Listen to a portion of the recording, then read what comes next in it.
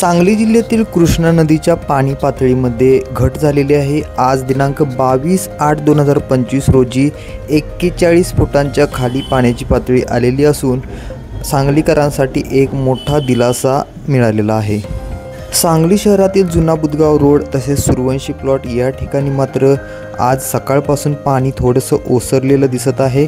या ठिकाणी जी पाण्याची पातळी आहे ही पूर्णपणे रस्त्यावरती आली होती, परंतु आज सकाळपासून या पाण्यामध्ये सुद्धा घट झालेली असून सध्या वाहनांची ये-जा सुद्धा सुरू आहे। कर्नाळ रोडवरील सुद्धा पाणी सध्या स्थिर झालेलं आहे। पाण्याची पातळी कमी झाल्यामुळे या ठिकाणावरती पाण्याचा प्रवाह कमी झाला असला तरी सुद्धा पाणी मात्र आहे त्याच स्थितीमध्ये सध्या। त्यामागचं नेमकं कारण म्हणजे कर्नाळ रोडवरील हा जो काही डांबरीकरण किंवा रस्ता आहे तो सुद्धा कमी उंचीचा आहे आणि यामुळं या ठिकाणी जे काही पाणी साठत असतं नदीच्या पात्रातून वाहत आलेलं ते पाणी मात्र या ठिकाणी पुराच्या पाण्यानंतर अनेक दिवस त्याच ठिकाणी थांबतं आणि प्रामुख्याने याचा परिणाम हा जनजीवनावरती सुद्धा होऊन जातो।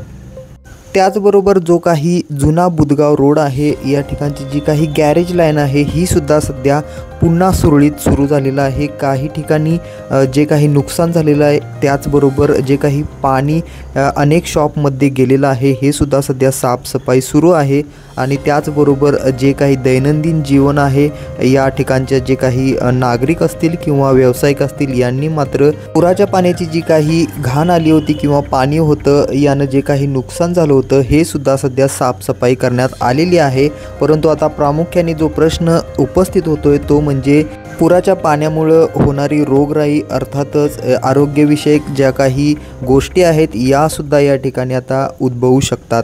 सध्या माधवनगर ते आष्टा बायपास रोड आहे हा सुद्धा पाण्याने तुडुंब भरलेला आहे आणि या ठिकाणचे सुद्धा काही जे जनजीवन आहे ते सुद्धा विस्कळीत झालेलं आहे। अनेक घरांमध्ये पाणी शिरलं होतं, त्याचपैकी अनेक घरं अशी सुद्धा आहेत पूर्णपणे पाण्यामध्ये गेली होती आणि या घरांचे पुनर्वसन असेल किंवा जी काही स्थानिक लोकांचे आरोग्याचे प्रश्नसुद्धा नगरपालिका हाताळत आहे।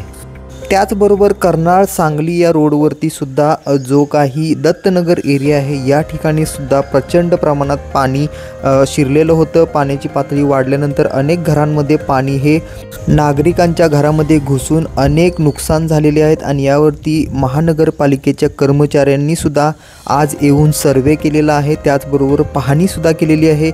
आरोग्यविषयक ज्या काही उपाययोजना आहेत यासुद्धा आता महानगरपालिकेकडून त्वरित करण्याची या ठिकाणी प्रक्रियासुद्धा सुरू झालेली आहे। त्याचबरोबर जी काही नुकसान भरपाई आहे ही नुकसान भरपाईसुद्धा लवकरात लवकर नागरिकांना मिळावी यासाठी सुद्धा महानगरपालिकेचे प्रयत्न सुरू आहेत।